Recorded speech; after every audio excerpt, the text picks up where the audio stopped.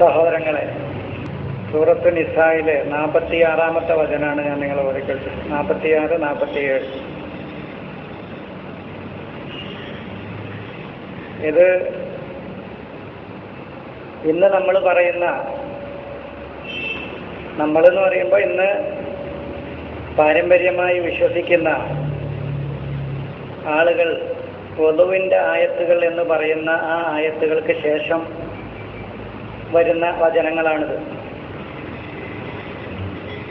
ഇന്ന് പാരമ്പര്യമായിട്ട് നമ്മുടെ മുസ്ലിം സമൂഹത്തിലെ പുരോഹിതന്മാർ, പണ്ഡിതന്മാർ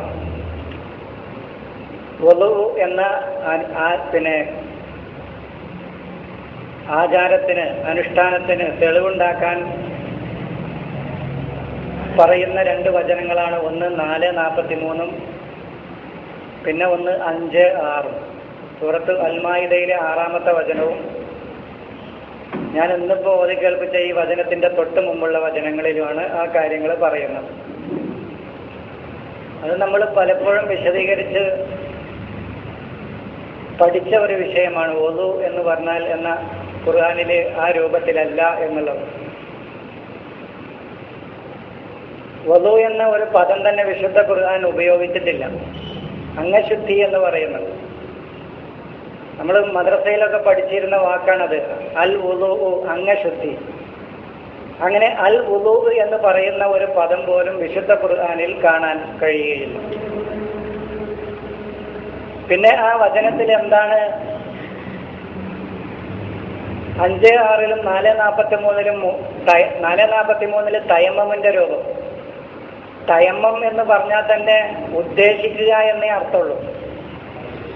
അത് ഇവരെന്നെ അങ്ങനെയാണ് അർത്ഥം കൊടുത്തിട്ടുള്ളത്, നമ്മളർത്ഥല്ലത്. തയമ്മമ എന്ന് പറഞ്ഞാൽ ആ പദത്തിന്റെ അർത്ഥം ഉദ്ദേശിക്കുക. അതിന്റെ റൂട്ട് യാ യമമ എന്നാണ്. യാ മീമ് മീമ്, അതാണ് അതിന്റെ മൂല അക്ഷരങ്ങൾ. യാ മീമ് മീമ്, ഇതാണ് യമമ എന്നാണ് അതിന്റെ റൂട്ട്. അതിൽ നിന്നാണ് തയമ്മമ എന്നുണ്ടാകുന്നത്. ഇപ്പൊ ഫഅല എന്ന് പറയുന്ന ക്രിയയിൽ നിന്ന് തഫഅല എന്ന് പറയുന്നത് പോലെ, അലിമയിൽ നിന്ന് തഅല്ലമ എന്ന് പറയും. അവൻ മുതഅല്ലിമാണെന്ന് പറയും. അത് അല്പം ഭാഷ വിശദീകരിച്ചു എന്നേ ഉള്ളൂ. പക്ഷെ ഞാൻ ഈ തയമ്മം എന്ന പദം തന്നെ ഖുർആനിൽ ഇന്ന് പറയുന്ന രൂപത്തിലുള്ള ഒരു അനുഷ്ഠാനത്തിന് ഇല്ലാന്നാ പറയുന്നത്. തയമ്മം എന്ന് പറഞ്ഞാൽ തന്നെ അതിന്റെ വാക്കിന്റെ അർത്ഥം ഉദ്ദേശിക്കുക, ലക്ഷ്യം വെക്കുക എന്നാണ് അതിന്റെ അർത്ഥം. ഉദ്ദേശിക്കുക, ലക്ഷ്യം വെക്കുക എന്നാണ് അതിന്റെ അർത്ഥം. അത് ഉപയോഗിച്ചിരിക്കുന്ന അർത്ഥം അതന്നെയാണ് കേട്ടോ. അപ്പൊ തയമ്മമോ, നിങ്ങൾ ഉദ്ദേശിച്ച് പോവുക എന്നാണ്. പക്ഷെ അത് കർമ്മശാസ്ത്രത്തിലേക്ക് വരുമ്പോൾ തയമ്മമിന്റെ രൂപം എന്നുള്ളത് വരിക. തയമ്മമിനൊരു രൂപമല്ല, ഉദ്ദേശത്തിനൊരു രൂപമല്ല. ഉദ്ദേശിക്കുന്നതിന് എന്താ രൂപം? മദ്രസിലൊക്കെ കൈഫിയത്ത് തയമ്മം എന്ന് പറയും. തയമ്മമിന്റെ രൂപം. ഒരു ക്രിയക്കേ രൂപം ഉണ്ടാകുള്ളൂ, ഒരു ഉദ്ദേശങ്ങൾക്ക് രൂപം ഉണ്ടാകില്ല. ഒരു ലക്ഷ്യമാണ് മനുഷ്യന്റെ ഉദ്ദേശമാണത്. അപ്പോ 4:43 തയമ്മം എന്ന് പറയുന്നതും 5:6 വുളു എന്ന് പറയുന്നതുമായ ഒരു പുണ്യകരമായ ഒരു അനുഷ്ഠാനത്തെക്കുറിച്ച്, ഒരു ആചാരത്തെക്കുറിച്ച്, ഒരു അംഗശുദ്ധിയെക്കുറിച്ച് ഖുർആൻ വിശദീകരിക്കുന്നില്ല എന്ന് മാത്രമല്ല, തയമ്മം പോലത്തെ ഒരു ബുദ്ധിശൂന്യമായ ഒരു പ്രവൃത്തിയെ, യുക്തിരഹിതമായ ഒരു പ്രവൃത്തിയെ ഖുർആൻ അംഗീകരിക്കുന്നില്ല. അത് ഞാൻ പറഞ്ഞിട്ടുണ്ടല്ലോ, യാതൊരു നിലക്കുള്ള യുക്തിയും ആ വിഷയത്തിലില്ല. ഒരു നിലക്കുള്ള യുക്തിയും ആ കർമ്മത്തിലില്ല. ഒരു നിലക്കുള്ള യുക്തിയും ആ കർമ്മത്തിലില്ല എന്ന് പറഞ്ഞാൽ, ഇപ്പൊ എന്റെ ശരീരത്തിന്റെ ഏതെങ്കിലും ഒരു ഭാഗത്ത് അഴുക്കായതിനും ശരീരത്തിന്റെ മറ്റേതെങ്കിലും ഭാഗത്ത് അഴുക്ക് വെച്ച് തേച്ചിട്ട് എന്താ കാര്യം? ഇപ്പൊ മലമൂത്ര വിസർജനം കഴിഞ്ഞ് വന്നിട്ടോ, രോഗിയോ യാത്രക്കാരനോ വെള്ളം കിട്ടിയിട്ടില്ലെങ്കിൽ തയമ്മം ചെയ്യണമെന്ന് പറഞ്ഞാൽ, അല്ലെങ്കിൽ ഇവർ പറയുന്ന മുലാമസത്തുൻ നിസാ, സ്ത്രീ സംസർഗം എന്നാ പറയുന്നത്. ഇങ്ങനെ അഴുക്കാവുന്ന ഒരു വ്യക്തി അഴുക്കായ ഭാഗം വൃത്തിയാക്കല്ല ചെയ്യണത്. അതല്ലാത്ത ഭാഗത്ത് മണ്ണ് തേക്കുക, അതല്ലാത്ത ഭാഗത്ത് അഴുക്ക് തേച്ചിട്ട് എങ്ങനെ ഇത് വൃത്തിയാവും എന്നാ പറയുന്നത്. അതാണ് പറയുന്നത്, ഒരു യുക്തിയോ ഒരു പ്രായോഗികതയോ ഒന്നുമില്ലാത്ത ഒരു കർമ്മ അനുഷ്ഠാനമാണ് തയമ്മം എന്ന് പറയുന്ന ഇന്നത്തെ മുസ്ലിങ്ങൾ അനുഷ്ഠിക്കുന്നത്. അവർ പറയുന്നത്, നിങ്ങൾ വൈകുന്നതും മറന്ന നിങ്ങൾ രോഗിയാണെങ്കിൽ, ഞാനൊരു ആമുഖമായിട്ട് ആ കാര്യം പറഞ്ഞാൽ മതി, ഞാൻ വിശദമായിട്ട് നിങ്ങൾക്ക് പല ക്ലാസ്സുകളിലും വിശദീകരിച്ചു തന്നാണ്. അത് നിങ്ങൾക്ക് ആവർത്തനമാവുള്ളൂ. അത് ഞാനിപ്പോൾ ഓതി വെച്ച വിഷയം എന്താണെന്ന് പ്രതിപാദിക്കാനാണ് ഞാൻ അതിൻ്റെ ഒരു ആമുഖം എന്ന നിലക്ക് പറഞ്ഞു വരുന്നത്. അപ്പോൾ നിങ്ങൾ രോഗിയോ യാത്രക്കാരനോ കക്കൂസിൽ നിന്ന് വന്നാലോ ഔലാമസ്തു മുന്നിസ സ്ത്രീകളുമായി സംസർഗം നടത്തിയാലോ നിങ്ങൾക്ക് വെള്ളം കിട്ടിയിട്ടില്ലെങ്കിൽ നിങ്ങൾ ശുദ്ധമായ മണ്ണുകൊണ്ട് മുഖവും കൈകളും തടവുക, തുടക്കുക എന്നാണ് ഇന്ന് എഴുതി വെച്ചിട്ടുള്ളത്. അതാ ഞാൻ പറഞ്ഞത്, ബാത്റൂമിൽ പോയിട്ട് അശുദ്ധമായ സ്ഥലത്തൊന്നും ചെയ്യാതെ കൈയും മുഖവും തുടച്ചിട്ട് എങ്ങനെ വൃത്തിയാകുക എന്നുള്ളതിൻ്റെ യുക്തി എന്താണെന്ന് ഒരു നിലക്ക് ആലോചിച്ചിട്ടും ഒന്നും കിട്ടണില്ല.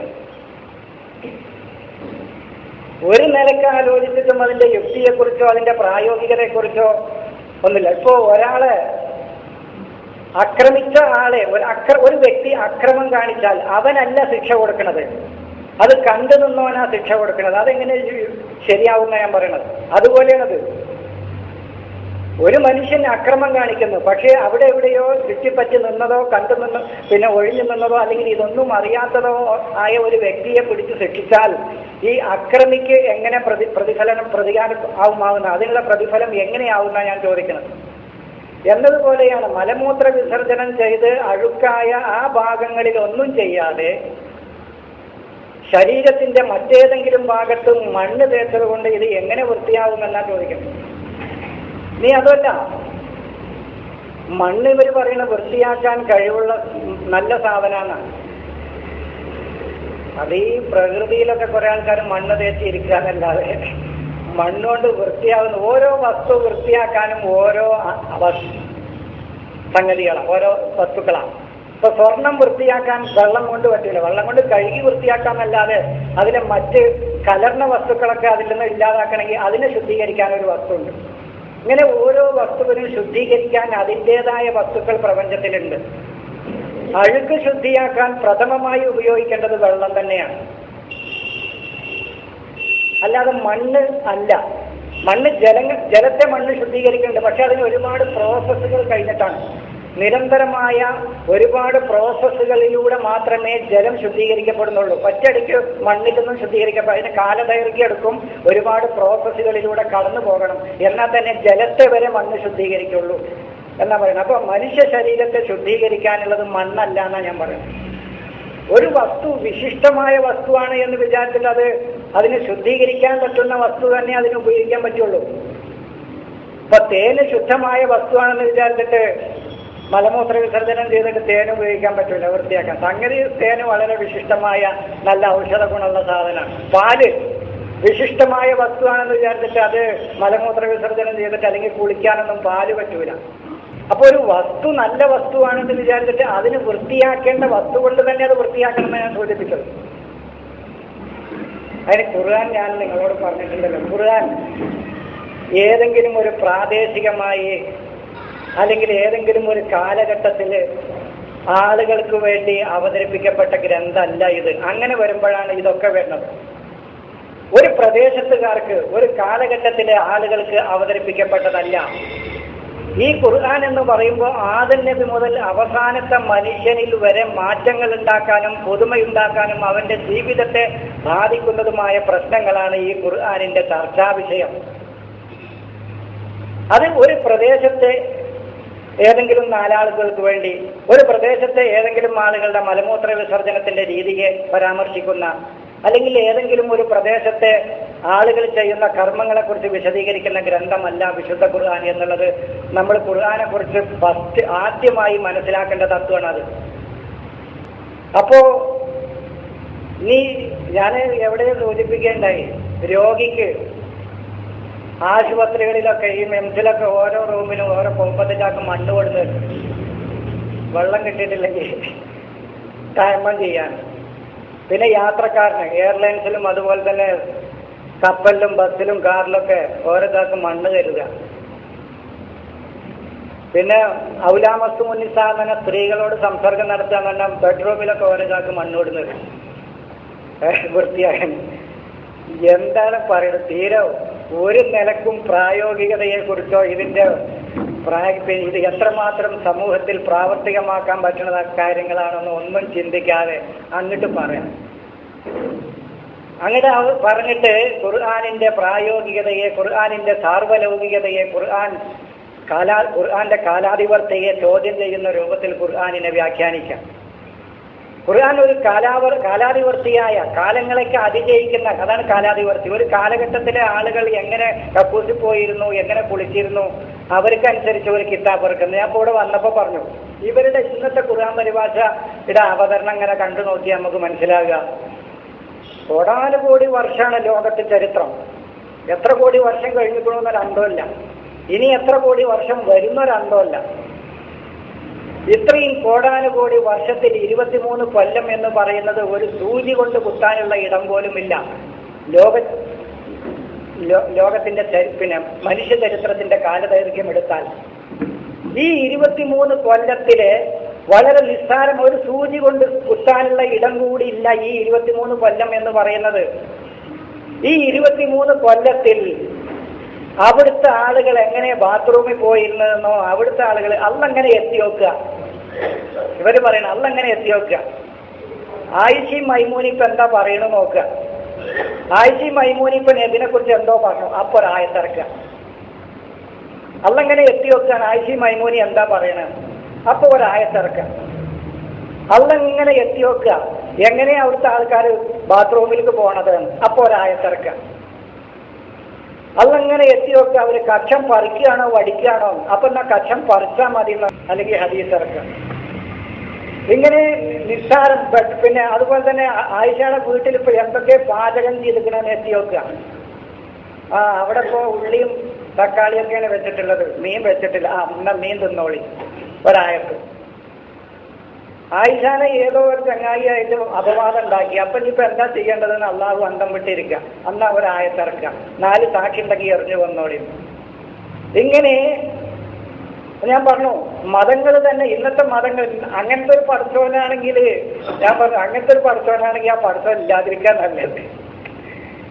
കാരണം സെമിറ്റിക് മതങ്ങളുടെ പഠിത്തവന് മക്ക, മദീന, ഇസ്രയേല്, ഫലസ്തീന് അവിടെ ചുറ്റിപ്പറ്റിയിട്ടാണ്.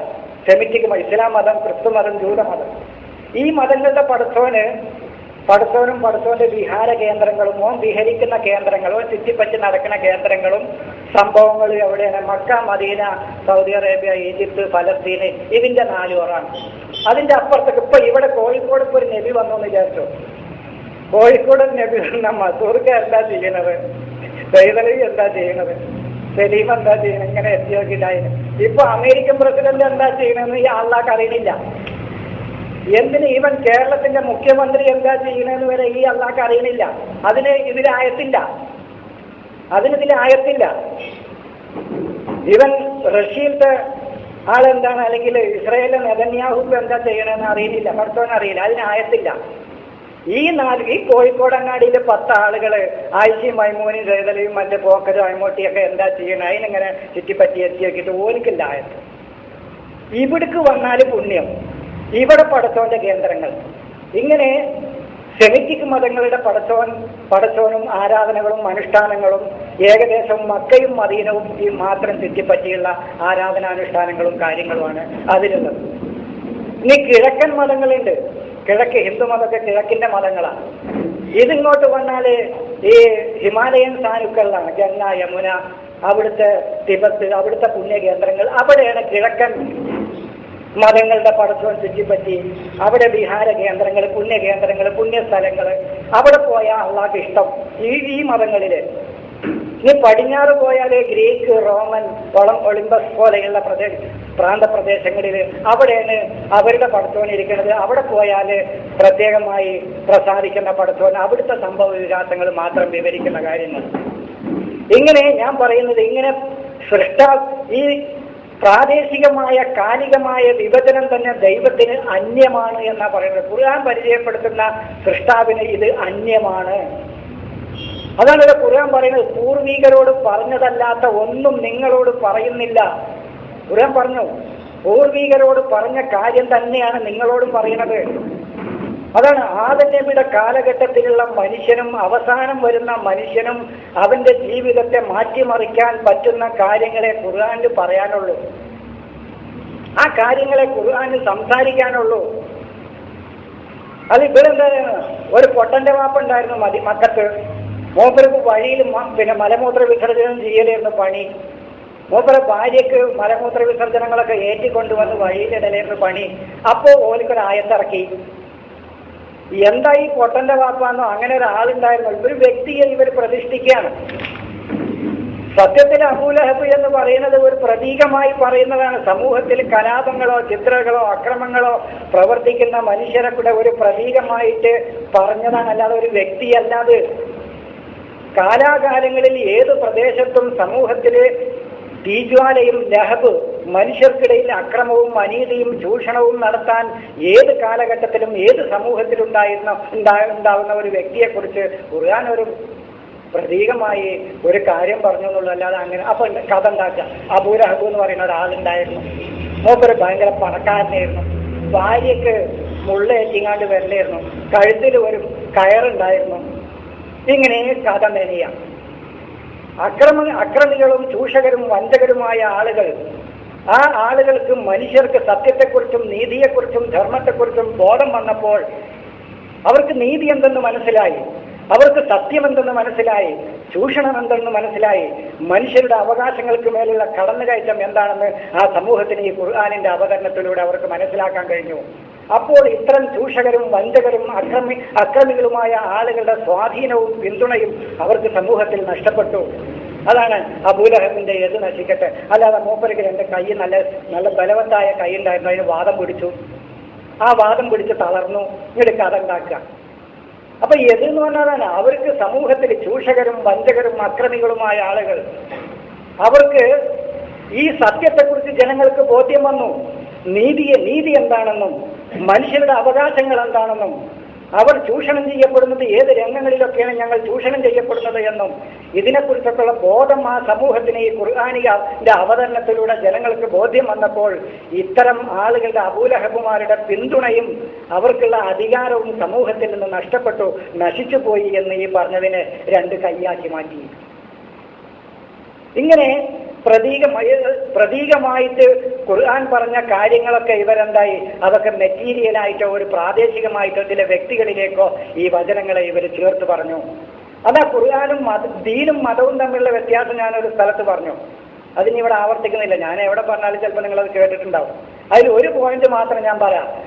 ദീൻ എന്ന് പറയുന്നത് മനുഷ്യന്റെ ജീവിത യാഥാർത്ഥ്യങ്ങളിലേക്കാണ് വിരൽ ചൂണ്ടുന്നത്. ദീൻ അതാ ചെയ്യുന്നത്. പക്ഷെ മതം എന്ന് പറയുന്നത് വ്യക്തികളിലേക്കാണ് വിരൽ ചൂണ്ടുന്നത്. വ്യക്തികളല്ല ഇതിലെ പ്രശ്നം. അതാണ് ദീനും മതവും അടിസ്ഥാനപരമായ ഒരു വ്യത്യാസം. മനുഷ്യന്റെ ജീവിത യാഥാർത്ഥ്യങ്ങൾ എന്തൊക്കെയാണ്, ആ ജീവിതത്തിൽ അവർ നേരിടുന്ന പ്രശ്നങ്ങൾ എന്തൊക്കെയാണ്, ആ പ്രശ്നങ്ങൾക്ക് എന്തൊക്കെയാണ് പരിഹാരങ്ങൾ, ഇത് ഇങ്ങനെ ജീവിതഗന്ധിയായ ആശയങ്ങളാണ് ഖുർആനിന് പറയാനുള്ളത്. എന്നാൽ മതങ്ങൾ എന്താ ചെയ്യുന്നത്? മതവും ദീനും ഞാൻ രണ്ടായിട്ടാണ് പറയുന്നത്. ഇസ്ലാം മതമല്ല, ഇസ്ലാം ഒരു ദീനാണ്. എന്ന് പറഞ്ഞാൽ ഖുർആൻ ഒരു പ്രത്യയശാസ്ത്രമാണ് മുന്നോട്ട് വെക്കുന്നത്, ഒരു ഐഡിയോളജിയാണ് ലോകത്തിന്റെ മുമ്പിൽ വെക്കുന്നത്. ഇത് വ്യക്തികളിലല്ല കേന്ദ്രീകരിക്കുന്നത്, വ്യക്തികളെയല്ല ഇത് ഉദ്ദേശിക്കുന്നത്, മറിച്ച് മനുഷ്യന്റെ ജീവിത യാഥാർത്ഥ്യങ്ങളിലേക്കാണ് ഖുർആൻ വിരൽ ചൂണ്ടുന്നത്. ഇതാണ് ഈ ഖുർആനിന്റെ പ്രത്യേകതയായിട്ട് എനിക്ക് പറയാനുള്ളത്. അപ്പൊ നമ്മൾ തയമ്മം എന്നുള്ള കാര്യം സൂചിപ്പിച്ചപ്പോൾ അവിടെ നിങ്ങോട്ട് പോകുന്നതാണ് വിഷയം. അപ്പോ അവിടെ സത്യത്തിൽ ഒരു പ്രായോഗികമായ കാര്യമാണ്, പ്രായോഗികതയാണ്. എല്ലാ മനുഷ്യരെയും അംഗീകരിക്കുന്ന അതിന്റെ ആകത്തുക മാത്രം ഞാൻ പറയാം. ആ വചനത്തിൽ പ്രായോഗികമായ ഒരു വശമാണ് ഖുർആന് പറയാനുള്ളത്. പ്രായോഗികത എന്ന് പറഞ്ഞാൽ നിങ്ങൾ ഈ വേദത്തെക്കുറിച്ച് വ്യക്തമായ ജ്ഞാനമില്ലാതെ ജനങ്ങളോട് ഇത് പറയാൻ നിൽക്കരുത്. 4:43 തുടക്കം, വ്യക്തമായ അവബോധം നിങ്ങൾക്ക് വേദത്തെക്കുറിച്ചില്ലാതെ നിങ്ങൾ ജനങ്ങളോട് അത് പിന്തുടർന്ന് ജീവിക്കാൻ നിങ്ങൾ പറയരുത്. അതാണ് സലാത്ത്. പക്ഷേ ഇത് എല്ലാവർക്കും ഈ കിതാബോധി മനസ്സിലാക്കാൻ പറ്റൂല. അത് ഞാൻ പറഞ്ഞു. സുപ്രീം കോടതി ജഡ്ജി കിട്ടിയ ലഭ്യമായ എല്ലാ തെളിവുകളും അയാൾ ശേഖരിച്ച് നീതിപൂർവം സത്യസന്ധമായി ഒരു തീർപ്പ് പറഞ്ഞു. ഉദാഹരണം പറയാം, തീർപ്പ് പറഞ്ഞു. ആ തീർപ്പ് നമുക്ക് പറയാൻ പറ്റും, ഇത് കിതാബ് ഓതിയിട്ടില്ല, ഇത് പല്ല് തെറിച്ച് പോയിട്ട് പാലോന്ന് പഠിച്ചിട്ടില്ല, അതുകൊണ്ട് എൻ്റെ വിധി എടുക്കാൻ പാടില്ല എന്ന് പറയാൻ പറ്റില്ല. അതാണ് സ്വന്തം മാർഗത്തിൽ നിന്ന് തന്നെ, സ്വന്തം വഴിയിൽ നിന്ന് തന്നെ സ്വന്തമായി തന്നെ അദ്ദേഹം ദൈവികമായ ചില തത്വസംഹിതകളെ കുറിച്ച് ഇബറത്ത് നേടിയിട്ടുണ്ടെങ്കിൽ അതാണ് ഇല്ല ആബിരി സബി എന്ന് പറയുന്നത്. അല്ലാതെ പള്ളിയിൽ കൂടി നടന്നു പോകലല്ല. ഇവർ പറയുന്ന പള്ളിയിൽ കൂടി നടന്നു പോകുന്നതിന് കുഴപ്പമില്ല, പള്ളിയിൽ കൂടി നടന്നു പോകുന്നതിന് കുഴപ്പമില്ല എന്നുള്ള. വൈകുന്തും ജുനുബൻ, നിങ്ങൾ ഈ ആശയത്തിൽ നിന്ന് അകന്നു നിൽക്കുകയാണെങ്കിൽ ഫത്തഹറു, നിങ്ങൾ ക്ലീൻ ആകണം. ഇതിലെ ഞാൻ പറഞ്ഞില്ലേ, ഇതിലെ ശുദ്ധിയൊക്കെ അതിന് ചുരുക്കി പറയാം, ബാക്കി നിങ്ങൾക്ക് വിശദമായിട്ട് നിങ്ങൾക്ക് എപ്പോഴെങ്കിലും കിട്ടും. ശുദ്ധി എന്ന് പറയുന്നതൊക്കെ ഇതിലെ ആത്മീയമായ ശുദ്ധിയാണ്, നമ്മുടെ ശാരീരികമായ ശുദ്ധിയല്ല. ഇതൊരു ദർശനാണ് പറയുന്നത്, ഒരു ആശയമാണ് മുന്നോട്ട് വെക്കുന്നത്. ഇത് മനസ്സിന്റെ പരിശുദ്ധിയെ കുറിച്ചാണ് പറയുന്നത്. അപ്പം മനസ്സിനെ നിങ്ങൾ പരിശുദ്ധമാക്കണം. ജുനുബെന്ന് പറഞ്ഞാൽ ഇവരെന്താ എഴുതിക്കണം? വലിയ ശുദ്ധി. ഞാൻ പറഞ്ഞല്ലോ, ജനത എന്ന് പറയുന്ന വാക്കിന് വലിയ ശുദ്ധി എന്ന് അർത്ഥമല്ല. ഇവിടെ പാരമ്പര്യവാദ അർത്ഥം ഗ്രന്ഥങ്ങളുണ്ടെങ്കിൽ ഇതിലെഴുതിക്കണമെന്ന് എനിക്കറിയില്ല. എൻ്റെ വീട്ടിലുള്ള 2-3 പരിഭാഷ നോക്കി അതിലെഴുതിക്കണം. അവർ അടിയിൽ നമ്പർ ഇട്ട് എഴുതിക്കണം. ജുനുബൻ എന്ന് പറഞ്ഞാൽ ഒരു വശത്ത്, ഒരു ഭാഗത്ത്, ഒരു സൈഡിൽ എന്നൊക്കെയാണ് അർത്ഥം. പക്ഷെ കർമ്മശാസ്ത്രപരമായി സ്ത്രീ പുരുഷ ബന്ധത്തിലൂടെ അശുദ്ധിയാവുന്നതിനാണ് ജുനുബൻ എന്ന് പറയുക എന്നാണ് ഇവരെഴുതിക്കുന്നത്. പക്ഷെ ഖുർആനിൽ എവിടെയെങ്കിലും അങ്ങനെ അർത്ഥമുണ്ടോ? ഖുർആനിൽ എവിടെയും അങ്ങനെ അർത്ഥമല്ല. ഇതിന് നിങ്ങൾക്ക് പരിശോധിക്കാം, ഞാൻ പറയണ്ട. ഖുർആനിൽ ജുനുബ് എന്ന് ഉപയോഗിച്ചിട്ടുണ്ട്, ജനബ എന്ന് ഉപയോഗിച്ചിട്ടുണ്ട്, തജന്നബ എന്ന് ഉപയോഗിച്ചിട്ടുണ്ട്, ഇജ്തനിബു എന്ന് ഉപയോഗിച്ചിട്ടുണ്ട്. ഇനി അതിന്റെ വ്യത്യസ്ത രൂപങ്ങൾ ഖുർആനിൽ ഉപയോഗിച്ച ഒരു സ്ഥലത്തും ഒരു സൈഡിലേക്ക്, ഒരു ഓരത്തേക്ക്, ഒരു ഭാഗത്തേക്ക് മാറി നിൽക്കുക എന്നല്ലാതെ സ്ത്രീ പുരുഷ സംയോഗത്തിലൂടെ വലിയ അശുദ്ധിയായി തീരുക എന്ന അർത്ഥത്തിന് ഖുർആനിലില്ല. പാരമ്പര്യ പരിഭാഷയിൽ ഒന്ന് വേണമെങ്കിൽ ഞാൻ പറയാം, ഇതൊക്കെ എനിക്ക് ഓർമ്മല്ല. ഒന്ന് പോയ കുട്ടിമുട്ടിലേറ്റ പരിഭാഷ നിങ്ങൾക്ക് കിട്ടുമെങ്കിൽ 443 അടിയിൽ 118 എന്ന ചെറിയ നമ്പർ ഇട്ടിട്ട് അയാൾ ചോട്ടിൽ എഴുതിയിട്ടുണ്ട്. ജനബ എന്ന വാക്കിന് അകന്നു നിൽക്കുക, ഒരു വശത്ത്, ഒരു ഭാഗത്ത് എന്നൊക്കെയാണ് അർത്ഥം. പക്ഷേ കർമ്മശാസ്ത്രപരമായി സ്ത്രീ പുരുഷ സംയോഗത്തിലൂടെ വലിയ അശുദ്ധിയാവുക എന്നതാണ് ഇതിന്റെ അർത്ഥം. കർമ്മശാസ്ത്രത്തിൽ, അള്ളാന്റെ കിതാബിലല്ല എന്നർത്ഥം. അപ്പൊ നിങ്ങൾ തന്നെ ഈ ആശയത്തിൽ നിന്ന്, ദൈവികമായ ആശയത്തിൽ നിന്ന് നിങ്ങൾ തന്നെ അകലത്തിലാണെങ്കിൽ ഫത്തഹറു, നിങ്ങൾ പരിശുദ്ധരാകണം, നിങ്ങൾ പരിശുദ്ധരാകണം. പക്ഷെ എല്ലാവർക്കും ഈ കിതാബോധി പരിശുദ്ധരാകാൻ പറ്റുമോ?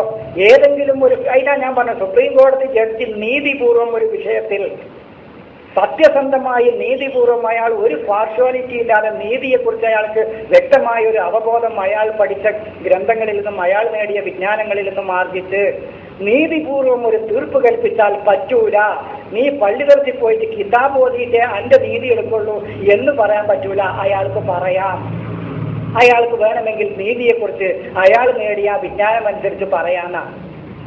അത് ഞാൻ എവിടെയോ എഴുതി. മദർ തെരേസ മനുഷ്യരുടെ കണ്ണീരൊപ്പാൻ, ദുരിതം അനുഭവിക്കുന്ന, കഷ്ടത അനുഭവിക്കുന്ന, അവശത അനുഭവിക്കുന്ന ആളുകളുടെ കണ്ണീരൊപ്പാൻ വേണ്ടി രാവും പകലും നടന്ന് സഹായിക്കുകയും സംരക്ഷിക്കുകയും ചെയ്ത ഒരു സ്ത്രീ, അവരെന്തോ ആകട്ടെ, അവരെ ഈ സഹജീവികളോട്, തൻ്റെ ദുരിതം അനുഭവിക്കുന്ന, കഷ്ടപ്പെടുന്ന ആളുകളെ സഹായിക്കാൻ നീ ഏതെങ്കിലും അറബി കോളേജിൽ പോയിട്ട് പാഴലൊന്ന് ഓതിപ്പടിച്ചിട്ട് വന്നാലേ എൻ്റെ ഈ കർമ്മം എടുക്കുള്ളൂ, അത് സ്വീകരിക്കുള്ളൂ എന്ന് പറയാൻ പറ്റുമെന്നാ. അതാണ്. അപ്പോൾ അത്തരം ആളുകൾ ദൈവികമായ നന്മകളെക്കുറിച്ച്, ദൈവികമായ തത്വസംഹിതകളെക്കുറിച്ച്, നീതിയെക്കുറിച്ച്, ധർമ്മത്തെക്കുറിച്ച് അവർക്ക് പറയാൻ വേണമെങ്കിൽ അവകാശമുണ്ട്. ആ നിലക്ക് പ്രാവീണ്യം നേടിയ ആളുകളെ, അതാണ് ഇല്ല ആബിരി സബീൽ, അതാണ് ഇബ്റത്ത്. നീ നോക്കാം, അബറ യഅ്ബുറു എഴുത്തബറ എന്ന് ഖുർആൻ ഉപയോഗിച്ചിട്ടുണ്ട്. എവിടെയെങ്കിലും വഴി കൂടി നടന്നു പോകുക എന്നർത്ഥമുണ്ടോ ഖുർആനിൽ? ഇല്ല, എവിടെ അർത്ഥമല്ല. പിന്നെ എന്തുകൊണ്ട് ഇവിടെ മാത്രം പോലെ അർത്ഥം മാറ്റി? അതിന്റെ റൂട്ട് അക്ഷരങ്ങൾ ഐന് ബാ റാ എന്നാണ്. ഐന് ബാ റാ, അബറ എന്നാണ്. അബറ എന്ന് പറഞ്ഞാൽ ഗുണപാഠം, പ്രാവീണ്യം നേടുക, യോഗ്യത നേടുക, പാഠം ഉൾക്കൊള്ളുക എന്നാണ് ആ പദത്തിന്റെ അർത്ഥം. യൂസുഫ് നബി പറയുന്നുണ്ട്, യാ യുഹൽ മലവു, പ്രമാണിമാരെ, അബ്ദൂനി ഫിറുയായ, എന്റെ ഈ ചിന്തയെക്കുറിച്ച് നിങ്ങളുടെ ഒരു വിധി പറഞ്ഞു തരൂ. ഇൻകുന്തും റുയാത്തഅ്ബുറൂൻ, നിങ്ങൾക്ക് മനുഷ്യന്റെ വീക്ഷണങ്ങളെക്കുറിച്ചും ചിന്തകളെക്കുറിച്ചും വിഷനെക്കുറിച്ചും നിങ്ങൾക്ക് പറയാനുള്ള യോഗ്യതയും കഴിവും നേടിയവരാണെങ്കിൽ, അവിടെ തഅ്ബുറു എന്ന് പറഞ്ഞു, അബറ യഅ്ബുറു എന്ന് പറഞ്ഞു, ഫഅ്തബിറു യാ ഉലിൽ അബ്സാർ എന്ന് പറഞ്ഞു. ഈ ചിന്തയും ഉൾക്കാഴ്ചയുമുള്ള മനുഷ്യരെ നിങ്ങൾ യോഗ്യത നേടൂ, വൈജ്ഞാനികമായി നിങ്ങൾ ഇതിൽ നിന്നുള്ളൊക്കെ ഗുണപാഠങ്ങൾ ഉൾക്കൊണ്ടുകൊണ്ട് അതിനുള്ള കഴിവും യോഗ്യതയും നിങ്ങൾ ഫഅ്തബിറു, നിങ്ങൾ സ്വയം ആർജിക്കുക എന്ന് പറഞ്ഞു. അബറനെ ഇസ്തഅല എന്നുള്ള ഇതിലേക്ക് കൊണ്ടുവന്നപ്പോൾ ഏത്തബറ എന്ന് പറഞ്ഞു. അതിന്റെ കൽപ്പനക്രിയയാണ് ഏത്തബിറു, നിങ്ങൾ യോഗ്യത നേടുക, നിങ്ങൾ കഴിവ് നേടുക, നിങ്ങൾ ജ്ഞാനം നേടുക എന്ന് പറഞ്ഞത്. എവിടെ ഈ അബറ എന്നുള്ള പദത്തിന് വഴി മുറിച്ച് കിടക്കുകയാണ്? എവിടെ അർത്ഥം? ഖുർആനിൽ എവിടെ അർത്ഥം എന്നാ ഞാൻ ചോദിക്കണം. ഭാഷയിൽ എവിടെയെങ്കിലും ഇനി അർത്ഥമില്ലാന്നൊന്നും ഞാൻ പറയണില്ല. ഭാഷയിൽ ഡിക്ഷണറിയിൽ അർത്ഥമില്ല എന്ന് ഞാൻ പറയുന്നില്ല. അത് ഞാൻ നിങ്ങളോട് ഒരിക്കൽ സൂചിപ്പിച്ചിട്ടുണ്ടല്ലോ. ഡിക്ഷണറിയിൽ ഉണ്ടാവും, പക്ഷെ ഖുർആനിൽ ഉണ്ടോന്നാ? ഖുർആനിൽ അങ്ങനെ അർത്ഥം ഉണ്ടോന്നാ? ഡിക്ഷണറിയിൽ പല അർത്ഥം ഉണ്ടാവും. അത് ഞാൻ നിങ്ങളോട് മുമ്പൊരിക്കൽ സൂചിപ്പിച്ച സെബീൽ എന്ന് പറഞ്ഞ വഴിന്ന് ഡിക്ഷണറിയിൽ അർത്ഥം ഉണ്ടാവും. പക്ഷേ ഖുർആനിൽ പറയുന്ന സെബീൽ ഏതാ? ദൈവികമായ വഴിയാണ്, ആശയപരമായ വഴിയാണത്. ദൈവത്തിൻ്റെയോ അല്ലാത്തതോ ആയ ആശയപരമായ വഴിയാണ്. അല്ലാതെ നമ്മൾ കോഴിക്കോട് അങ്ങാടി കൂടി നടന്നു പോണ ആ വഴിയല്ല. ഇത് ഞാൻ പറയുന്ന ആശയ തലത്തിലാ ഖുർആൻ വായിക്കേണ്ടത്. അത് ഞാൻ സവിസ്തരം 1-2 ഖുതുബകൾ എവിടെ പറഞ്ഞിട്ടുണ്ട്. ആശയ തലത്തിലാണ് നിങ്ങളിത് വായിക്കേണ്ടത്. എവിടെ സബീൽ എന്ന് പറഞ്ഞാൽ ഈ വഴി എന്നർത്ഥം, നമ്മൾ നടന്നു പോണ വഴി എന്നർത്ഥം. ഇബ്നു സബീൽ എന്ന് പറഞ്ഞാലും ആബിരി സബീൽ എന്ന് പറഞ്ഞാലും വയസുദ്ദൂന അൻ സബീലില്ലാഹി എന്ന് പറഞ്ഞാലും അൻ സബീലിഹി എന്ന് പറയുന്നതൊക്കെ ആശയപരമായ വഴിയാണ്.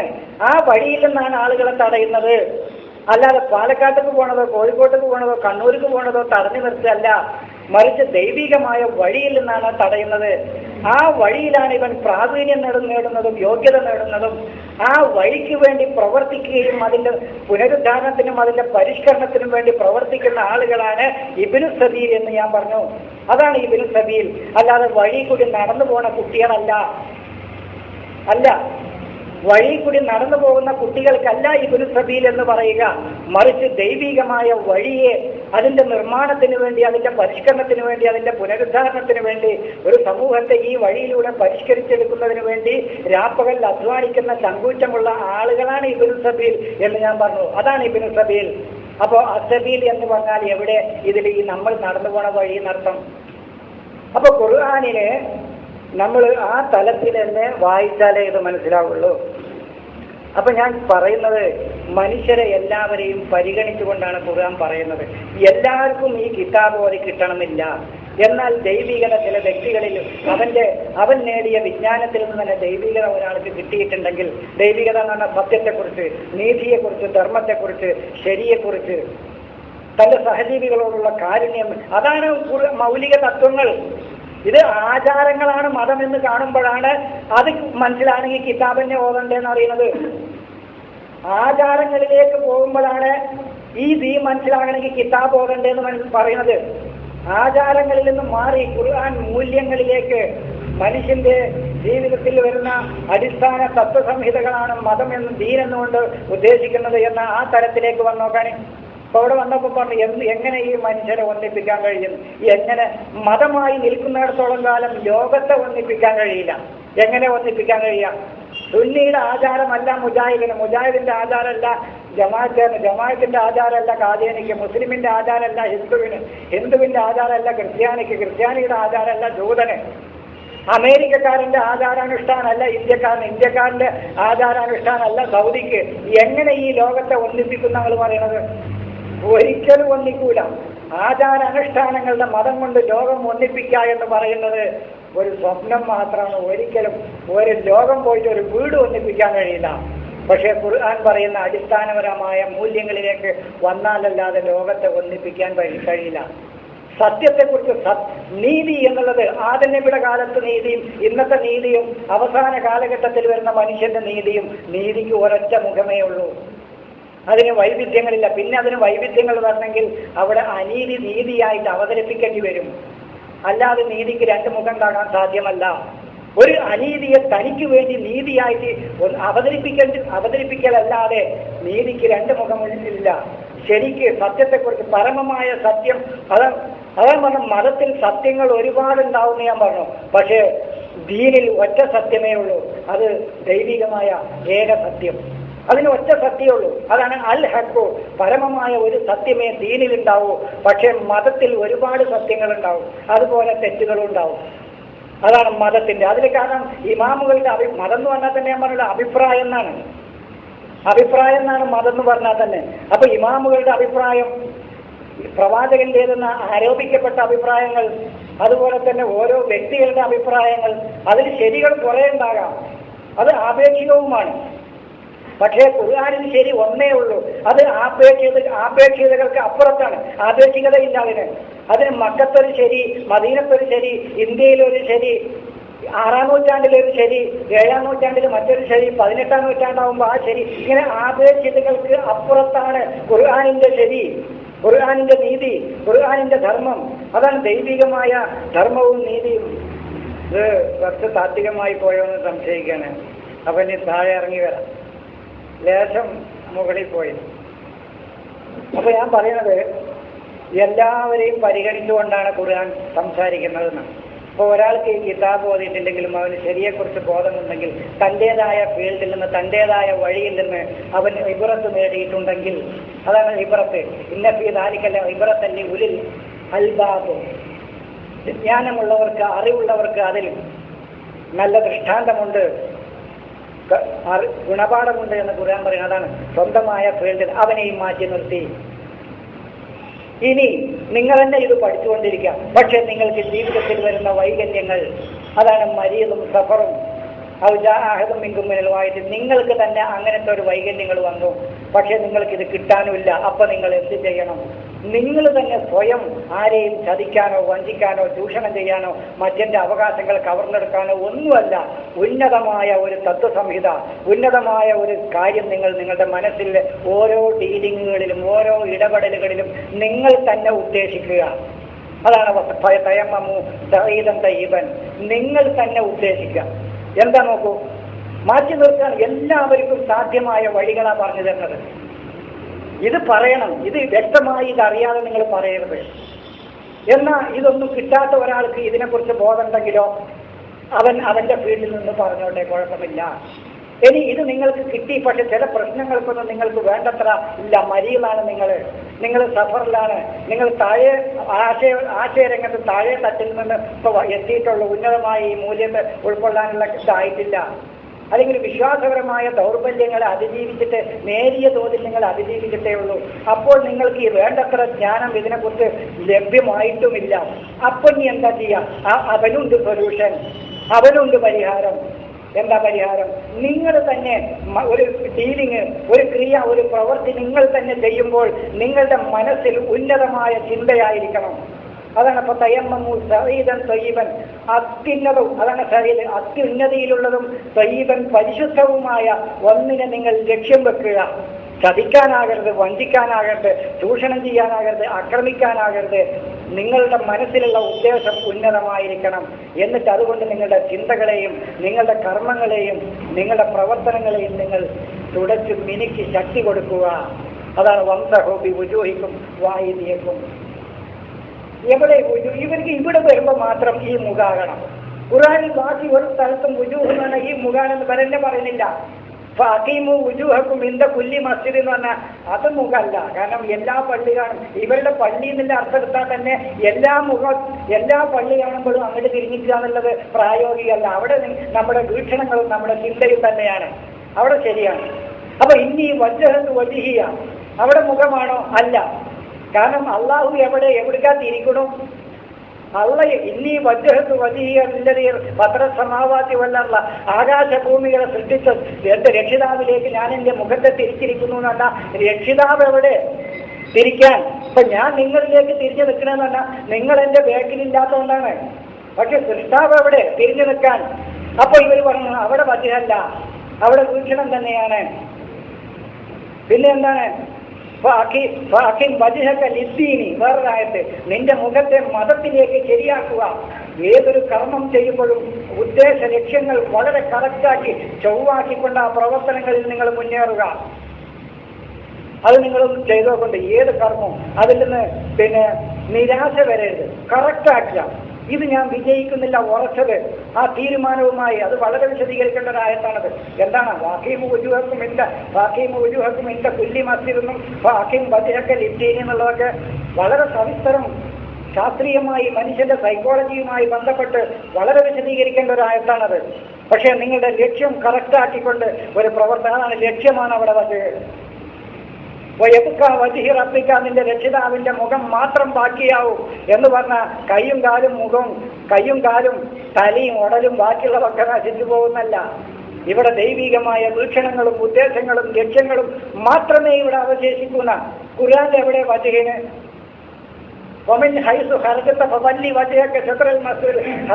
നീ എവിടെ ഫൈനമാക്കുന്നു, നിങ്ങൾ എവിടെയായിരുന്നാലും ഫവല്ലുവജൂഹക്കും, നിങ്ങളുടെ മുഖം തിരിക്കണം ശത്രഹു മസ്ജിദുൽ ഹറാമിന് നേർക്കുന്നാല് ദൈവികമായ വിധിവിലക്കുകൾക്ക് നേരെയായിരിക്കണം നിങ്ങളുടെ വീക്ഷണവും നിങ്ങളുടെ ചിന്തയും നിങ്ങളുടെ ലക്ഷ്യവും എന്നാണ് ആ പറഞ്ഞത്. അല്ലാതെ എവിടെയാണെങ്കിലും മക്കത്തെ പള്ളിയിലേക്ക് തിരിയാനുള്ള ഈ ഫിസിക്കലി മുഖമല്ല. പക്ഷെ ഇവിടുത്തെ ഒന്നുവിൻ്റെ അവിടെ വരുമ്പോൾ അത് മുഖം തന്നെയാണ്. അത് വീക്ഷണമാകാൻ പറ്റൂല എന്നാ നമ്മളെ പുരോഹിതന്മാർ വാദിക്കണം. അത് പറ്റൂല. ബാക്കിയുള്ളടത്തൊക്കെ നിങ്ങൾ പറഞ്ഞത് ശരിയാ, പക്ഷെ ഇവിടെ അത് പറ്റൂല. ഏത് പറഞ്ഞിടത്തൊക്കെ നിങ്ങൾ പറഞ്ഞത് ശരിയാവും. നീ നിന്റെ കൈ പിരടിയിലേക്ക് കിട്ടരുതെന്ന പ്രവർത്തന രംഗത്ത് നിന്ന് നീ വിമുഖത കാണിക്കരുത് എന്നാണ് അതിന്റെ അർത്ഥം. അത് ശരിയാണ്. നീ നിന്റെ കൈകൾ നാശത്തിലേക്ക് ഇടരുത് എന്നൊരായത്തുണ്ട്. അതിന്റെ അർത്ഥം വിനാശകരമായ, നിനക്കും നിന്റെ സമൂഹത്തിനും വിനാശകരമായ പ്രവർത്തികൾ നീ ചെയ്യരുത്. അത് ശരിയാണ്, അത് ശരിയാണ്. അല്ലാതെ കൈ അടുപ്പിക്കൊണ്ടേയിടരുതെന്നല്ല. അത് മനസ്സിലായി, അതൊക്കെ ശരിയാണ്. നിന്റെ കൈകൾ പ്രവർത്തിച്ചതിന്റെ ഫലമായി കരയിലും കടലിലും നാശങ്ങൾ പൊട്ടിപ്പുറപ്പെട്ടിരിക്കുന്നു കൈയല്ല, ശരിയാണ്. നിന്റെ പ്രവർത്തനങ്ങൾ തന്നെയാണ് അത് ശരി. അങ്ങനെ ഖുർആനിൽ ഓരോ ആയത്ത് ഓതി കൊടുത്താലും പറയും അവിടെയൊക്കെ നിങ്ങൾ പറഞ്ഞത് ശരിയാ, പക്ഷെ ഓതുവിന്റെ അവിടെ കൈ മുട്ടുവരെ കഴുകൽ തന്നെയാണ്. അത് വിട്ടു തരൂല ഞങ്ങൾ എന്നാണ്. ഓതുവിന്റെ അവിടേക്ക് എത്തിയാൽ മുട്ടുവരെ കഴുകണം. ഇബ്രാഹിമിനും ഇസ്ഹാക്കിനും യാക്കോബും ഉലിൽ ഐദി വൽ അബ്സാർ, അവർ കൈകളുള്ളവരും കണ്ണുള്ളവരുമായിരുന്നു എന്നല്ല.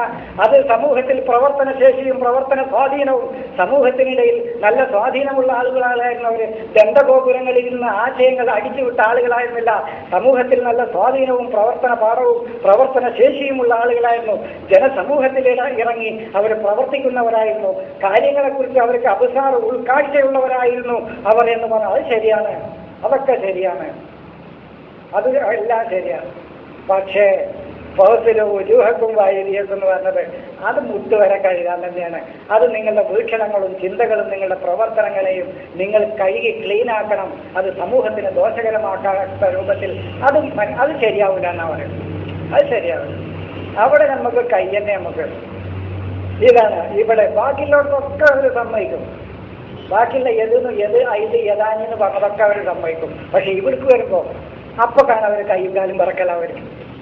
ഞാൻ പറഞ്ഞു ഈ ഫിസിക്കൽ ബോഡിയിൽ ഏതാ പറയണത് വിഷയം? ഞാൻ ഉദ്ദേശിച്ച വിഷയം പറഞ്ഞു പോയത് വേറെ വിഷയം. നിങ്ങൾ എന്നോട് ക്ഷമിക്കണം. ഞാൻ ഓടി വെച്ച ആയത്തിന്റെ ഉദ്ദേശം വേറെ. തൽപ്പാതാണോ, ഹൃദയതാണോ, ഐനാണോ, അബ്സാറാണോ, വജ്ഹതാണോ, യഥാണോ, രിജിലാണോ? ഏതാ ഈ ഫിസിക്കലി ശാരീരികമായ ബോഡിയെ ഉദ്ദേശിച്ച് ഖുർആൻ പറഞ്ഞ വാക്ക്? പയനാക്കതാണോ, പെരടി അതാണോ? ഇവരവർക്ക് അതാ കണ്ടിരിക്കണം. ശ്രദ്ധലെന്ന് പറഞ്ഞാൽ അതന്നെ കണ്ടിരിക്കണത്. അലം നഷ്ടക്കാന്നല്ല ഇപ്പൊ ഫേസ്ബുക്കിലൊക്കെ കണ്ടു. ലോകത്താദ്യമായി ഓപ്പറേഷന്റെ തെളിവ് മുത്തുനബിയുടെ ഓപ്പറേഷൻ ചെയ്തു. അതാണ് ഹൃദയം വിശാലാക്കിയത്. ഹൃദയം വിശാലാക്കിയെന്നാണ് എല്ലാം ഉൾക്കൊള്ളാനും എല്ലാം. ചില ചിപ്പുകളിൽ, ചില ഈ കമ്പ്യൂട്ടർ ചിപ്പുകളിൽ കുറച്ചേ കൊള്ളുള്ളൂ. അത് ഹൃദയം കുടുസാക്കിയെന്നും അപ്പൊ ഖുർആനിലുണ്ട്. അപ്പൊ തുന്നിക്കെട്ടിയെന്നോ എന്തായി പറയുന്നത്? യുളീക്കു സദറഹൂന്നുണ്ട്, അവന്റെ ഹൃദയം കുടുസാവും. ഈ അള്ളാഹു ഒരാളെ ദൈവികമായ ദർശനം ഒരാൾ കണ്ടിട്ടില്ലെങ്കിൽ അവന്റെ ഹൃദയം കുടുസാവുന്ന തുന്നിക്കെട്ടുന്ന ഹൃദയം വിശാലാവുന്നതാണ്. ഈ കീറി മുറിച്ച് ഓപ്പറേഷൻ ചെയ്ത് മഞ്ഞുവെള്ളം കൊണ്ടും ഐസ് വെള്ളം കൊണ്ടും കഴുകി വൃത്തിയാക്കുന്നതാണെങ്കിൽ ഹൃദയം ഞാൻ പറഞ്ഞു ആകാശത്തിലേക്ക് പൊക്കി എന്ന് പറഞ്ഞാൽ മേലേക്ക് കൊണ്ടുവരാണെങ്കിൽ അഖിലത ഇലല്ല അറിയുന്നുണ്ട്, ഭൂമിയിലേക്ക് താഴ്ത്താമെന്നും ഖുർആനിലുണ്ട്. അപ്പൊ ദൈവിക വചനങ്ങളെ നിഷേധിച്ചവർ മുഴുവൻ അഖിലത ഇലല്ലാതെ ഭൂമിയിലേക്ക് ആണ്ടുപോയി. വിശ്വസിക്കുകയും സൽക്കർമ്മങ്ങൾ ചെയ്യുകയും ചെയ്ത ആളുകളെ അള്ളാഹു പൊക്കുകയും ചെയ്തു. പിന്നെ നീ ഭൂമിയിൽ ആരല്ലെന്ന് വെച്ചു. നിഷേധിച്ചവരെ ഒക്കെ അഹകതയിലല്ല അർലി ഭൂമിയിലേക്ക് താഴ്ത്തി കളഞ്ഞു. യർഫഉല്ലാഹുല്ലദീന ആമനു വഅമിലു സാലിഹാത്തി, ഈമാനും അമലു സാലിഹാത്തുള്ള ആളുകൾ അള്ളാഹു പൊക്കുകയും ചെയ്തു. അത് ഈ ഫിസിക്കലി ബോഡിയല്ല. അള്ളാഹു പൊക്കുക എന്ന് പറഞ്ഞാൽ ദൈവികമായ മൂല്യങ്ങളിലേക്ക്, സത്യത്തിലേക്ക്, ശരിയിലേക്ക്, നീതിയിലേക്ക്, ധർമ്മത്തിലേക്ക് അവരെ പൊക്കുക എന്നാണ് എൻ്റെ അർത്ഥം. നിഷേധങ്ങളിൽ നിന്ന്, അഴുക്കുകളിൽ നിന്ന്, അസത്യത്തിൽ നിന്ന്, അനീതിയിൽ നിന്ന്, അക്രമത്തിൽ നിന്ന്, ചൂഷണത്തിൽ നിന്ന്, ക്രൂരതയിൽ നിന്ന് ദൈവികതയിലേക്ക് അവൻ്റെ സ്ഥാനമുയർത്തുക എന്നാണ് പറഞ്ഞതിൻ്റെ അർത്ഥം. അല്ലാതെ അവൻ്റെ ഫിസിക്കൽ ബോഡി അങ്ങനെ പൊക്കി എവിടേക്കായി കൊണ്ടുപോകണത്? അള്ള എവിടെ? ഇവരല്ലാഹു അങ്ങനെ ആകാശത്താണ്. അപ്പോഴാണ് ഈ എന്നിലേക്ക് പൊക്കി എന്ന് പറഞ്ഞാൽ ആകാശത്തേക്ക് പോയി എന്ന് ഇവർ തെറ്റിദ്ധരിക്കുന്നത്. അള്ളാഹ്ക്ക് അങ്ങനെ പ്ലേസ് ചെയ്യണമെന്ന് ശരിയല്ല. ഇപ്പൊ ദൈവസങ്കല്പം എന്ന് പറഞ്ഞാൽ വിചിത്രമായ ഏതോ ഒരു രൂപം എവിടെയോ ഇങ്ങനെ ഇരിക്കുക. അതാണ് വിചിത്രമായ എന്തോ ഒരു വസ്തു, എന്താണെന്ന് അറിയുന്നില്ല, എന്തോ ഒരു വസ്തു. മൂപ്പര് ഏഴാം ആകാശത്തിൽ ഇങ്ങനെ ഇരിക്കുക. നാലോളം മലക്കുകൾ ഇങ്ങനെ ഉണ്ട്. മൂപ്പർക്ക് സ്വന്തമായിട്ടൊന്നും അറിയില്ല. മലക്കുകളെ വിട്ടിട്ട് ഇപ്പൊ സൈദലി അല്ലെങ്കിൽ അബൂബക്കർ അല്ലെങ്കിൽ മുഹമ്മദ് എന്താ ചെയ്യണേ, പോയി നോക്കിയിട്ട് വാ. സ്വന്തമായി ഒരു മനുഷ്യന്റെ പ്രവൃത്തിയെക്കുറിച്ച് ഞാനല്ല, മലക്കുകൾ റിപ്പോർട്ട് കൊടുക്കണം. മലക്കൾ റിപ്പോർട്ട് കിട്ടി, എന്നാൽ ഞാൻ ഇപ്പോൾ വരാം, എന്നിട്ട് അതിൻ്റെ അടുത്ത വരി. ഇങ്ങനത്തെ വിചിത്രമായ ഒരു വസ്തുവിനെ കുറിച്ചുള്ള സങ്കല്പമാണ് ദൈവസങ്കല്പം എന്ന് പറയുന്നത്. ഇതല്ല ദൈവം എന്നുള്ളത് മനസ്സിലാക്കിയത്. ദൈവം ഇവന്റെ കൂടെ തന്നെ ഉണ്ടെന്ന് ഖുർആൻ പറയണത്. നഹ്നു അഖ്റബു ഇലൈഹി മിൻ ഹബ്ലിൽ വരീദ്, ഞാൻ അവന്റെ ജീവനാദിയേക്കാൾ അവൻ അടുത്തുണ്ട്. അതാണ് ദൈവത്തെക്കുറിച്ച് എന്നാണ്. അത് ഈ വിചിത്രമായ ഒരു വസ്തു എവിടെ ഇരിക്കുകയാണ്. മൂപ്പര് പിന്നെ രാത്രിയുടെ ഏതോ യാമങ്ങളിൽ ഒന്നാം ആകാശത്തേക്ക് ഇറങ്ങി വരുന്നുള്ള ഈ സങ്കല്പത്തെ, ദൈവസങ്കല്പമാണ് മനുഷ്യരെ തെറ്റ് ചെയ്യാൻ പ്രേരിപ്പിച്ചത്. ശരിയായി ദൈവത്തെക്കുറിച്ചുള്ള അവബോധം ഉണ്ടായിരുന്നുവെങ്കിൽ അവൻ തെറ്റ് ചെയ്യില്ലായിരുന്നു. ആ തെറ്റിന്റെ പ്രത്യാഘാതം ഞാൻ തന്നെ അനുഭവിക്കേണ്ടി വരുമെന്നല്ല. അതാണ് ദൈവിക കൽപ്പനകളെക്കുറിച്ച് അവബോധമുണ്ടാകാനാ ദൈവത്തെക്കുറിച്ചുള്ള സ്മരണ എന്ന് പറയുന്നത്. സത്യത്തെക്കുറിച്ച് ശരിയായ അവബോധം നേടുക, പിന്നെ അതിൽ നിന്ന് അസത്യം ഉണ്ടാവില്ല. അനീതിയെക്കുറിച്ച് ശരിയായ ബോധം നേടുക, അറിവ് നേടുക, അവബോധം നേടുക. എന്താണ് അനീതി, എന്താണ് നീതി, ഇതിനെക്കുറിച്ച് വ്യക്തമായ ജ്ഞാനവും അവബോധവും ഒരു മനുഷ്യൻ നേടിക്കഴിഞ്ഞാൽ അതാണ് ദൈവബോധം, അതാണ് ദൈവസ്മരണ. അക്രമത്തെക്കുറിച്ചും ക്രമത്തെക്കുറിച്ചും അവൻ വ്യക്തമായ ബോധവും അവബോധവും അറിവ് നേടി. ഇന്നത് ക്രമമാണ്, ഇന്നത് അക്രമമാണ്, ഇന്നത് നീതിയാണ്, ഇന്നത് അനീതിയാണ്, ഇന്നത് ശരിയാണ്, ഇന്നത് തെറ്റാണ്, ഇന്നത് നന്മയാണ്, ഇന്നത് തിന്മയാണ്. ഇങ്ങനെ വ്യക്തമായ അവബോധം ഒരു മനുഷ്യന്റെ ജീവിതത്തിൽ അവൻ നേടുകയും ഇതൊക്കെ അവന്റെ ജീവിതത്തിൽ ഉടനീളം അവൻ പാലിച്ച് ജീവിക്കുകയും ചെയ്യുക എന്നതാണ് അവനിൽ ദൈവസ്മരണ നിലനിർത്തുക എന്ന് പറഞ്ഞാൽ. അത് ഞാൻ എവിടെയോ പറഞ്ഞിട്ടുണ്ട്. അതാണ് ദൈവസ്മരണ എന്ന് പറയുന്നത്. അല്ലാതെ അള്ളാഹിനെ കുറിച്ചുള്ള സ്മരണ എന്നല്ല വിചിത്രമായ എന്തോ ഒരു സാധനം. മൂപ്പര് ഏഴാം ആകാശത്ത് ഇങ്ങനെ ഇരിക്കുകയാണ്. മലക്കുകൾ നാലുപുറം നിന്നിട്ട് ഇങ്ങനെ വീശി കൊടുക്കുന്നുണ്ട്. അപ്പോഴാണ് മൂപ്പർ ഇങ്ങനെ പറഞ്ഞയക്കണത്. മക്കത്ത് പിന്നെ അമേരിക്കയിലെ ഒബാമ ഇപ്പം എന്താ ചെയ്തിരിക്കണമെന്ന് പോയി നോക്കിയിട്ട് അവനെ എഴുതിയിട്ടിട്ട് അവൻ്റെ റെക്കാർഡൊക്കെ എഴുതിയിട്ട് രാത്രി പിന്നെ ഇതിൻ്റെ ഏതോ യാമത്തിൽ ഒന്നാം ആകാശത്തിലേക്ക് ഇറങ്ങി വന്നിട്ട്, മക്കളെ നിങ്ങൾക്ക് എന്തെങ്കിലും ചോദിക്കാനുണ്ടോ ഒപ്പം ചോദിച്ചോളി, ഞാൻ അപ്പം തരാം. ആകാശം എന്ന് പറയുന്നത് തന്നെ ആപേക്ഷിക്കാണ് അല്ലേ? എനിക്കറിയില്ല, സയൻസ് പഠിക്കണ വല്ല കുട്ടികളുണ്ടെങ്കിൽ ഇതിലുണ്ടെങ്കിൽ അവർക്കറിയാം. ആകാശം എന്ന് പറയുന്നത് തന്നെ ആപേക്ഷിക്കാണ്. അമേരിക്കക്കാരുടെ ആകാശം നമ്മളെ താഴെയാണ്.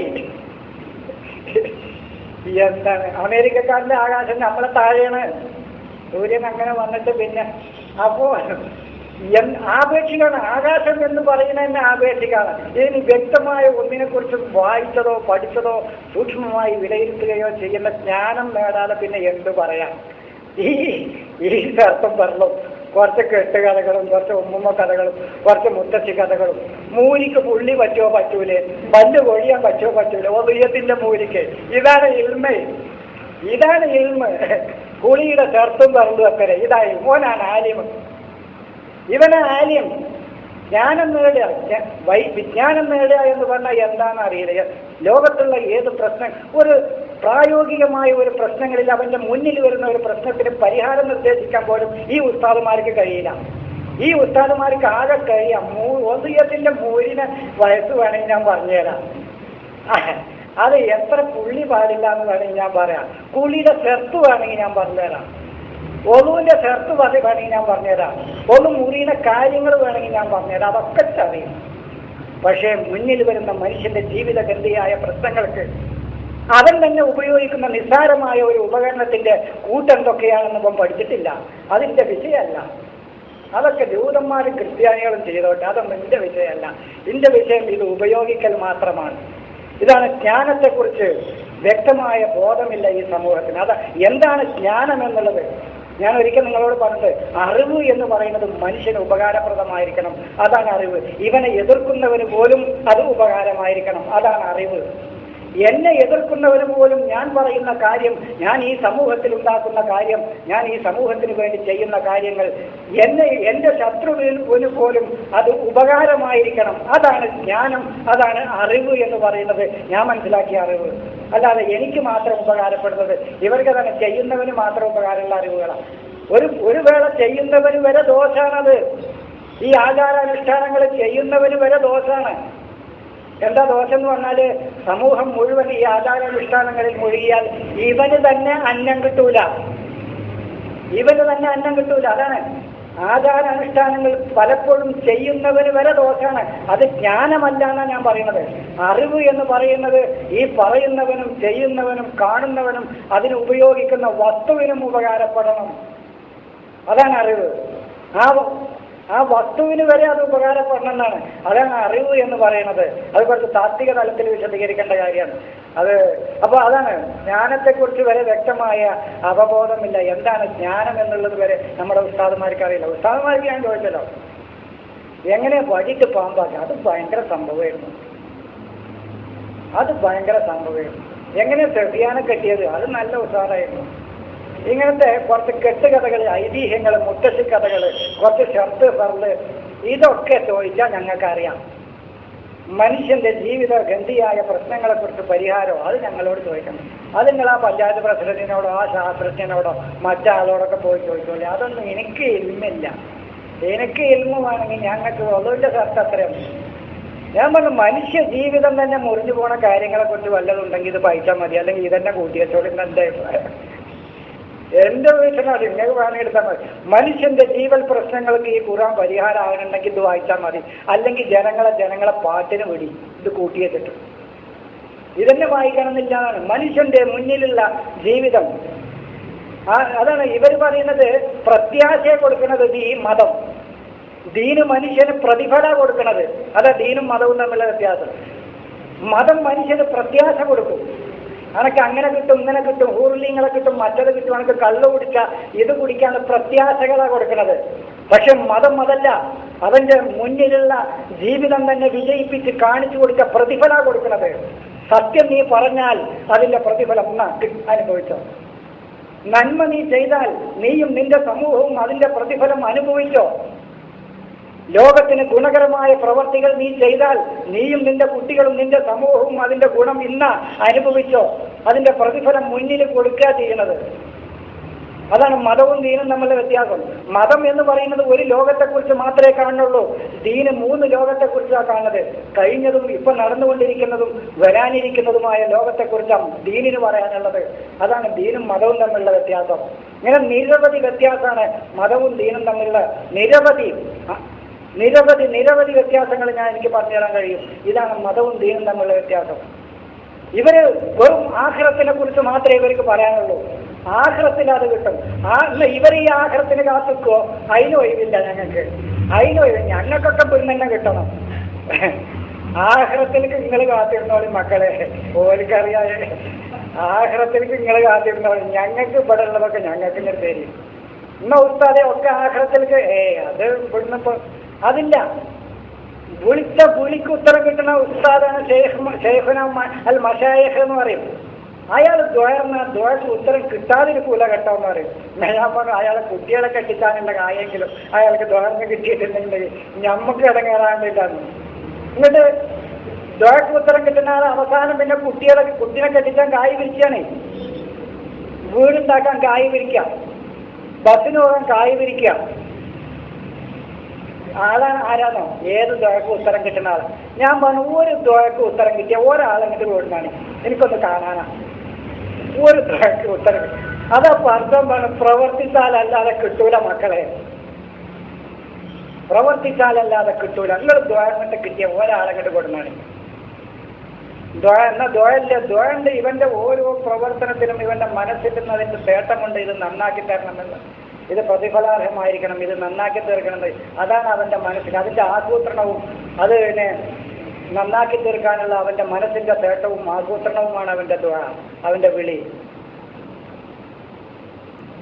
അപ്പോൾ അതാണ് ഇതിനു മുമ്പ് ഈ 4:43 മുമ്പും വേദത്തെക്കുറിച്ചും അതിന് ശേഷവും വേദത്തെക്കുറിച്ചാണ് പറയുന്നത്.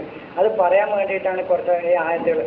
ഈ 4:43 ഈ തയമ്മത്തിൻ്റെ കാര്യം പറഞ്ഞ ശേഷം അലം തറ ഇലല്ലദീന ഊത്തു നസീബൻ മിനൽ കിതാബി, വേദം നൽകപ്പെട്ട ഒരു വിഭാഗം യസ്തറുൽ ലലാലത്ത്, അവർ വഴികേടിനെ വിലക്ക് വാങ്ങി. ഈ വേദത്തെ മാറ്റി വെച്ചുകൊണ്ട് വഴികേടിനെയാണ് അവർ വിലക്ക് വാങ്ങിയത്.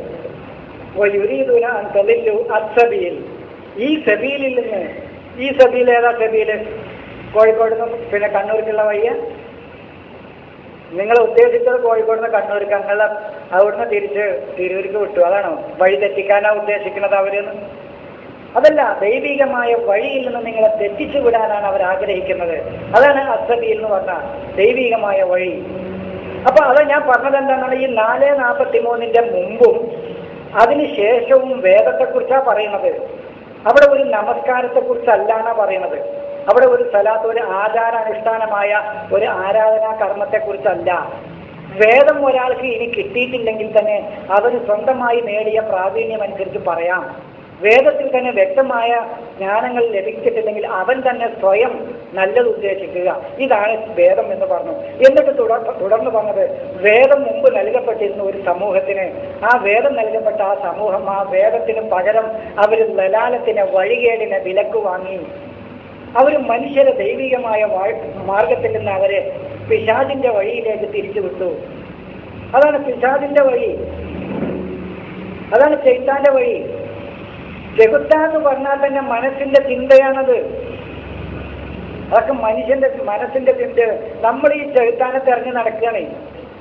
എവിടെ എന്താ ഒരു സമൂഹത്തിന്റെ ചെകുത്താൻ ഇവന്റെ മനസ്സിലാണ്. ഇവന്റെ മനസ്സിൽ തന്നെയാണ് ദൈവികതയും.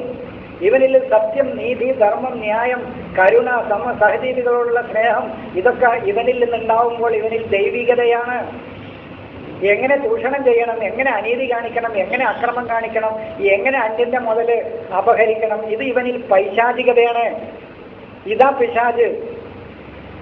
പിശാചപ്പോൾ വേറെ സാധനമല്ലേ എന്ന് ചോദിച്ചു. ഞാൻ ചോദിച്ചു, പിശാച് ഏതെങ്കിലും ബാറിൽ ബില്ല് കൊടുത്തുക്കണോന്ന് ചോദിച്ചു. ഏതെങ്കിലും ബാറിൽ ബില്ല് കൊടുത്തുക്കണോ? ബാറിൽ കയറിയിട്ട് അല്ല, പിശാച് കള്ളുടിക്കുന്നുണ്ട് പറയാണ്ട്. ആ വല്ല അർത്ഥപ്രകാരം ഇന്നമൽ ഹമ്രു വൽ മൈസറു വൽ അൻസാബു വൽ അസ്ലാമു രിജുസും പിന്നെ അമലി ഷെയ്ത്താൻ, ഷെയ്ത്താന്റെ അമലാന്ന് പറയുന്നുണ്ട് കള്ളുകൂടി, ചൂതാട്ടം. അപ്പൊ ഞാൻ ചോദിച്ചു, അല്ല ഏതെങ്കിലും ബാറിൽ ഷെയ്ത്താൻ കയറിയിട്ട് ബില്ല് കൊടുത്ത ഏതെങ്കിലും ബാറ് ലോകത്തുണ്ടോ? ഏതെങ്കിലും തെങ്ങിന്റെ മുകളിൽ ചെത്തി വെച്ച തലേ ദിവസം ചെത്തി കള്ളിയത്തേരം ചെത്തി വെച്ച കള്ള് രാവിലെ ആകുമ്പോഴത്തേക്കും ഷെയ്ത്താൻ കുടിച്ചു പോയിക്കണം. കുടിച്ചു പോയിട്ടുണ്ടാവും മനുഷ്യ ഷെയ്ത്താൻ. അല്ലാതെ ഒരു ചെകുത്താനും ഇവര് പറയുന്ന ഒരു ചെകുത്താനും കുടിച്ചു പോയിട്ടില്ല. എന്നിട്ട് ഇതിന് ഒരു സംഘടന, ഇതിനും ഒരു സംഘടന, ചെകുത്താനും ജില്ലയും കഴിഞ്ഞിട്ട് ഒരു സംഘടന. എവിടേക്കായി ഈ സമൂഹം പോകുന്നത്? എന്താ അറിവ്, എന്താ ഖുർആനെ കുറിച്ച് പഠിക്കാത്ത? വൈദാ ഹലവിലാ ശയാത്തീൻ എന്ന് വെച്ചാണ് ഷെയ്ത്താന്റെ ഫാമുണ്ടോ നാട്ടിൽ വെച്ച്. ഷെയ്ത്താന്മാരത്തൊക്കെ അവർ ഒറ്റക്ക് പോയാൽ കാലോ ഇന്നാമായപ്പോൾ ഞങ്ങൾ ഇങ്ങുള്ളപ്പാണ് ഇന്നമാനഹന മുസ്തഹദീവ്, ഞങ്ങൾ ആ മോമിനിങ്ങളെ കളിയാക്കിയിരുന്നു, ഞങ്ങൾ ഇങ്ങുള്ളപ്പന്നെയാണ് ഷെയ്ത്താന്മാരത്തേക്ക് ചെന്നിട്ട് ഹിപ്പോക്രാറ്റ്സ് കപടന്മാർ പറയും എന്ന് ഖുർആൻ പറയുന്നുണ്ട്. അതിന്റെ അർത്ഥം ഷെയ്ത്താന്റെ ഫാമുണ്ടോ എവിടെയെങ്കിലും? കോഴി ഫാം പോലെ ഷെയ്ത്താനെ വളർത്തുന്ന ഫാമും. ഇങ്ങോട്ട് ഷെയ്ത്താന്മാരത്തേക്ക് ചെന്നിട്ട് പറയും ഞങ്ങൾ ഇങ്ങുള്ളപ്പം തന്നെ ഞങ്ങൾ ആ മനുഷ്യ മോമിനിങ്ങളെ വെറുതെ കളിയാക്കിയിരുന്നു. എന്താ ഒക്കെ ഇവർ മെറ്റീരിയലായിട്ട് കണ്ടു, ഒക്കെ പദാർത്ഥപരമായിട്ട് കണ്ടു. അതാ ഖുർആനോട് കാണിച്ച ഒരബദ്ധം. ഖുർആനോട് കാണിച്ച ഒരബദ്ധം തന്നെ ഏറ്റവും വലിയ തെറ്റതാണ്. ഖുർആനെ അതിന്റെ യഥാർത്ഥ തലത്തിൽ വായിച്ചില്ല. അപ്പോഴാണ് ഈ പെരടിക്ക് വെട്ടലൊക്കെ വന്നത്. കൈ വെട്ടൽ വന്നത്. ഞാൻ പറഞ്ഞില്ല, കോഴിക്ക് ചില്ലി വെട്ടും പോലെ വെട്ടി തന്നെ മനുഷ്യന്റെ പേരില്. ഇന്നലെ ഒരാൾ വിളിച്ചു ചോദിച്ചപ്പോ കാത്തിലോ ഈ സബീലിൽ അള്ളാന്റെ മാർഗത്തിൽ നിങ്ങൾ കിട്ടാതെ നടത്തുന്നില്ലേ എന്ന് പറഞ്ഞാൽ കൊന്നൊടുക്കുന്നില്ലേ എന്നാണ് അർത്ഥമാണെങ്കിൽ പിന്നെ ആരത് നേരാക്കാണ്? ലോകത്തുള്ളവരൊക്കെ നിഷേധികളെ നബി വരുമ്പോൾ ഓലൊക്കെ കാത്തിൽ ഓലൊക്കെ കൊന്നൊടുക്കുക. കിത്താലി കൊല്ലാനാണെങ്കിൽ പിന്നെ ഈ നബിക്ക് നേരാക്കാനാരാ? നേരാക്കാൻ ഒരു മനുഷ്യൻ വേണ്ട. അതൊക്കെ ഒരു മുറുണ്ടാവും. ബാക്കി നേരാക്കാനാരാ? ഇവര് പറഞ്ഞ കിത്താലി എന്ന് പറഞ്ഞാൽ കൊല്ലാനാണ്. അപ്പൊ കാത്തിലിൽ മുശരിക്കീങ്ങളൊക്കെ കൊല്ലാന്ന് പറഞ്ഞാൽ നബി വരുമ്പോൾ അവിടെയൊക്കെ മുശരിക്കീങ്ങളും കാഫിരീങ്ങളുമാണ്. ഒക്കീനെയാണ് കൊന്നു കൊടുക്കുകയും. പിന്നെ ഈ ഖുർആൻ ഏത് ആരോടാ പറയാം?